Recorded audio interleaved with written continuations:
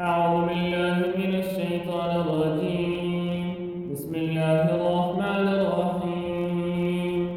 يا بني إسرائيل اذكروا نعمتي التي أنعمت عليكم وأني فضلتكم على العالمين. واتقوا يوما لا تجزي نفس عن نفس شيئا ولا يقبل منها عدل ولا تنفعها شفاعة ولا هم ينصرون.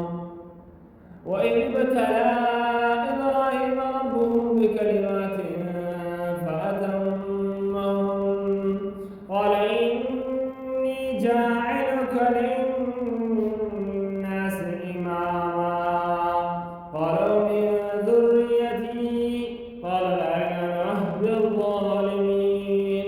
وإذ جعلنا البيت مثابة للناس وأمنا واتخذوا من مقام إبراهيم مصلى وعهدنا إلى إبراهيم وإسماعيل أن طهرا بيتي للطائفين والعاكفين وركع السجود. وإذ قال إبراهيم رب اجعل هذا بلدا آمنا وارزق أهله من الثمرات من آمن منهم بالله واليوم الآخر قال